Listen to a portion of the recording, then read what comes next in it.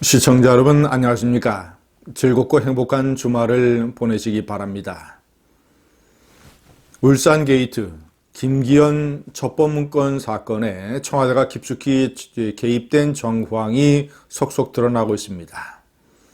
제가 오늘은 시간대별로 2년 전, 1년 전에 무슨 일이 도대체 있었는가를 정리를 한번 해봤습니다.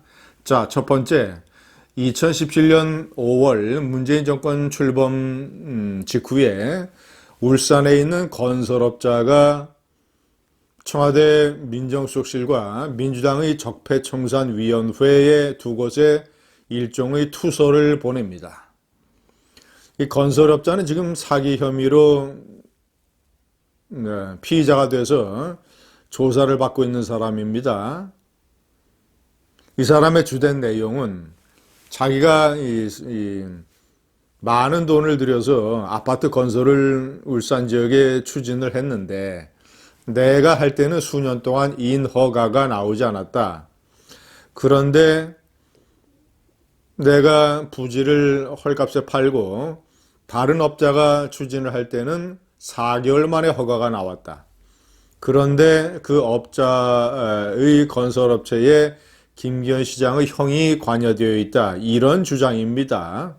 그런데 이것도 나중에 검찰의 수사 결과 전부 다 무혐의로 밝혀졌습니다. 김기현 시장 형의 무슨 관여 혐의는.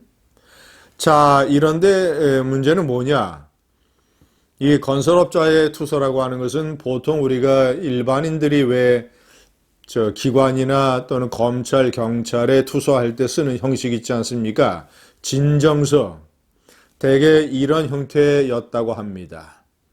그런 내용도 일부만 남겨져 있고, 자, 그런데 문제가 된 백원우가 박형철을 통해서 경찰에 하달한 첩보는 아주 잘 정리되고 내용이 10여 개 항목이고 프로 선수, 전문가 수사기관 관계자의 솜씨로 보이는 그런 내용이었다는 것이죠.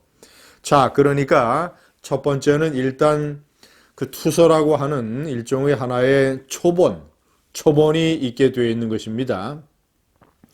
자, 이것이 민주당의 적폐청산위원회 당시 변호사 출신 박범계 의원이 위원장을 맡고 있던 그 위원회죠. 위원이 전부 14명이었습니다.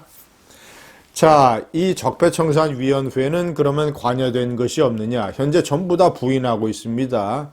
그런 투서를 받은 적이 없다. 뭐 이런 식으로 투서를 이 자체를 부인하고 있습니다. 자, 그런데 민주당 적폐청산위원회 차원에서 또 추가 내용을 넣어서 가공했을 수가 있고, 또 하나의 가능성은 백원우의 민정비서관실에서 파견되어 일하던 검찰, 경찰 요원 6명, 친인척 관리와 민심 수집이 주 업무라고 합니다만은 그 중에 최소 2명, 아마도 그 이상이겠죠. 최소 2명 그 이상은 공직자들에 대한 감찰 이런 것들을 담당을 하는 백원우의 특수 별동대로 활동한 사실이 드러나고 있습니다. 자, 그렇다면 이 2명 내지 아니면 포함을 해서 6명 중에 어떤 사람들이 이 투소로 날아 들어온 이 초본을 딱 판단했을 때, 특히 백원우가 판단했을 때, 아, 이거 얘기된다. 이거 물건이다. 그렇지 않아도 김기현 시장을 떨어뜨리고 송철호 변호사를 당선시켜야 되는데, 그렇지 않아도 이런 게 필요했는데, 아, 초본이 굴러 들어왔구나.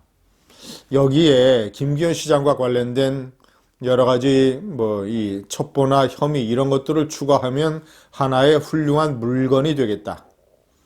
이 어떤 민원인의 진정서 형식의 편지, 이런 거를 경찰에 그대로 이첩하기에는 문제가 있으니 우리가 내용을 좀 더 넣고 형식도 세련되게 가공을 해서 첩보 문건으로 만들어서 경찰에 넘기면 되겠다라는 판단을 했을 가능성이 있다. 자, 그렇다면 그 수적으로 활동하고 있는 백원우의 특수별동대가 울산에 안 내려갔겠습니까? 당연히 울산에 내려갔겠죠.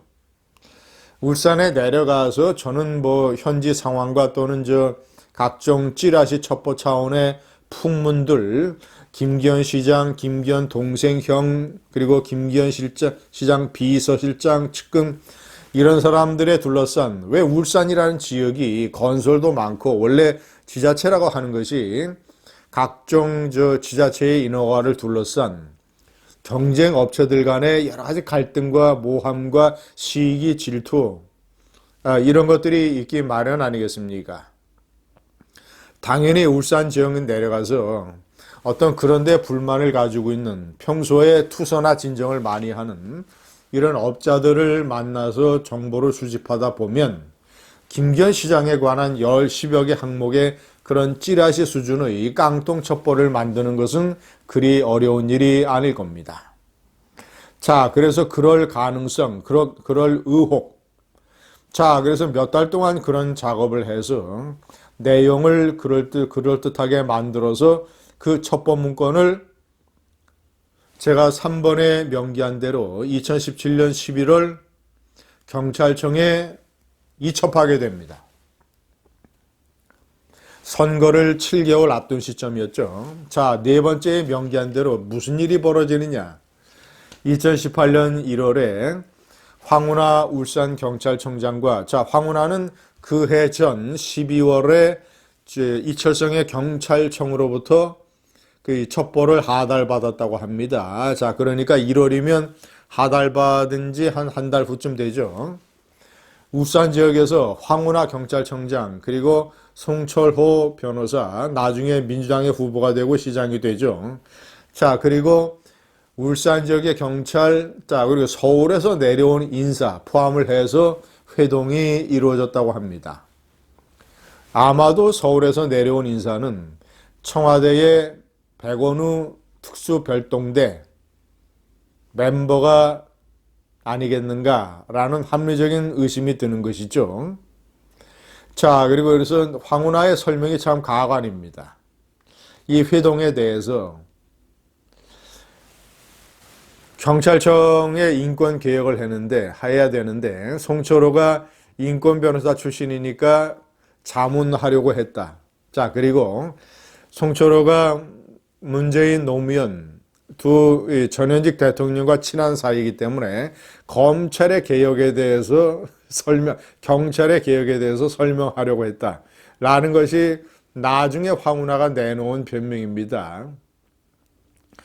세상에 지방선거를 몇 달 앞두고 그 지역의 모든 공권력과 선거 범죄를 단속해야 되는 책임이 있는 지방경찰청장이 유력한 집권당의 유력한 후보와 만나서 저런 식으로 식사를 하고 술을 먹고, 또 그 자리에는 백원우 청와대 민정비서관실의 그 특수감찰반 요원이 참석했다라는 많은 여러 증언이 있습니다. 자, 다섯 번째, 그렇게 해서 2018년 3월에 송철호 시장실에 대한, 김기현 시장실에 대한 전격적인 압수수색이 벌어지게 됩니다.